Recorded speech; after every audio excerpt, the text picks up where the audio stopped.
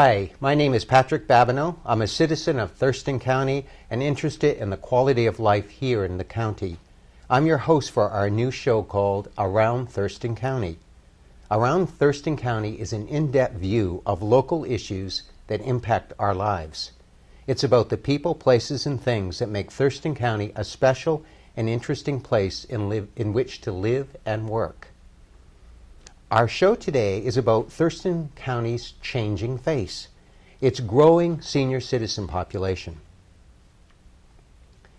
Did you know our population is growing older and growing older rather quickly? Currently, over 13.5% of the total population of Thurston County is over the age of 65. By the year 2015, which is only 4 years away from here, 16% of Thurston County's population will be 65 or older.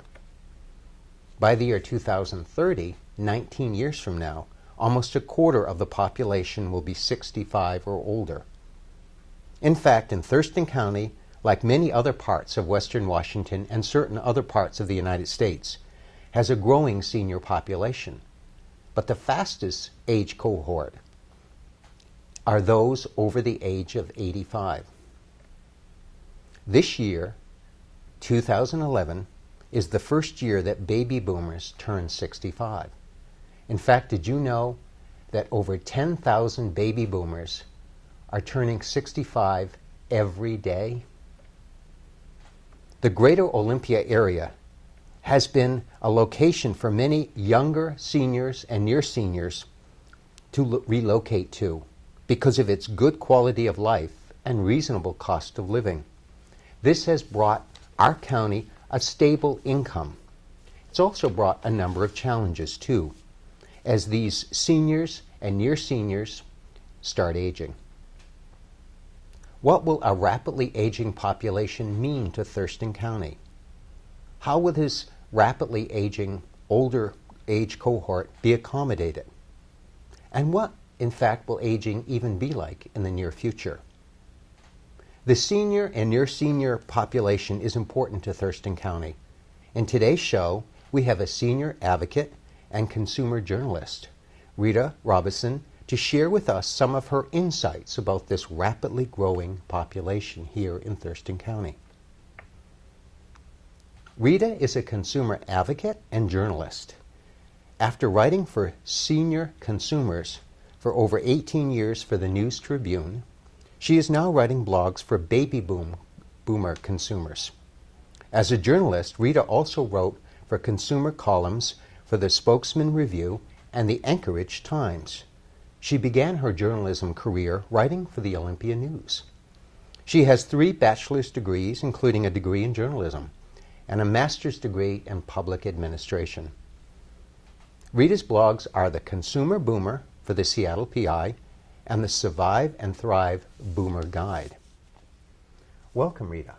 Thank you for coming today to our show. Well, thank you for inviting me, Patrick. I'm pleased to be here. Let's get right into this. Interesting conversation about seniors. What, for example, is the changing face of seniors now? What is that starting to look like? Well, what's happening with senior populations is the face of retirement is changing. It used to be that a person worked for a company 30 years and then they retired and would have a few years to live after retirement. Their vision was sitting on the porch, in the rocking chair, or just taking it easy. Now we have longer lifespans. So seniors and the baby boomers coming up are looking at retirement very differently. Baby boomers have always made a difference. As you know, they were very socially active during the 60s and 70s. And so boomers want to make a contribution. Some boomers need to continue to work because they're not adequately prepared for retirement. So they're working because they have to. Other boomers may want to continue in their jobs, their current jobs, if they love them, or if they haven't been lucky enough to work in that job that's been their passion, then they might find the retirement years as the time when they want to do that great kind of work.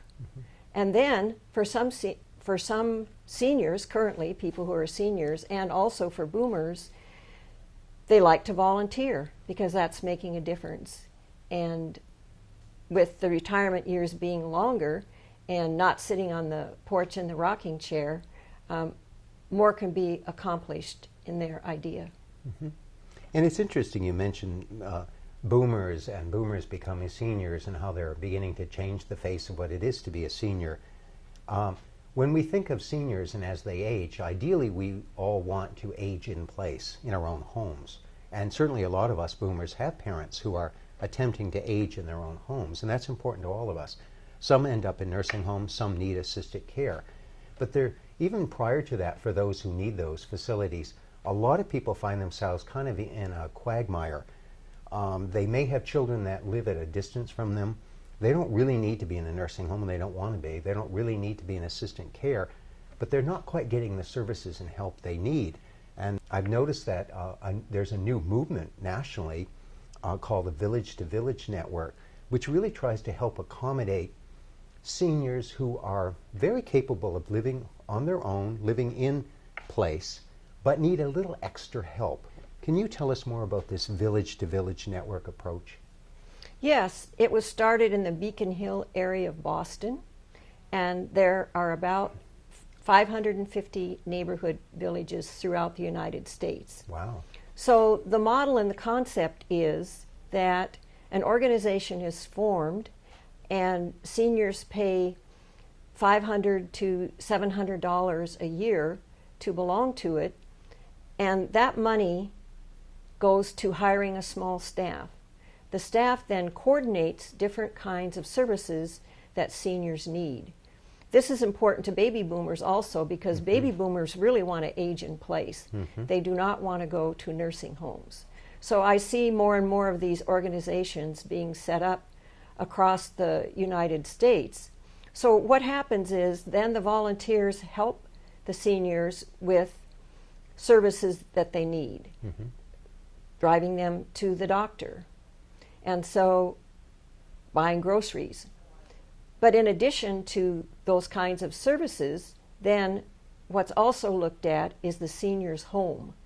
Because sometimes what happens is seniors get older, they're less able to do things, and their home may go into disrepair. So if that happens, that might be one reason why a senior would have to leave his or her home and go into assisted living or into a nursing home. So the neighborhood village looks out for seniors both in terms of services and then also their homes. Another thing that's good too is sometimes when seniors get older, they don't want to accept help and they become isolated. So if they know about this village to village concept, then they're interacting with their neighbors, and then when the time comes that the senior is failing and things are getting dicey, then reaching out to services can be helpful. That's interesting. Being able to have friends, being able to have neighbors who care about you or people nearby really matters, that kind of support group. Do we have any of these village groups here in Western Washington? Yes, there are 3. The newest one is on Vashon Island, and it's just getting started. There are 2 others that have been organizing and raising funds and exploring the opportunities for a few years. The Finney neighborhood plans to start their work at the end of this year. And another group in Northeast Seattle, they will be starting their services early next year.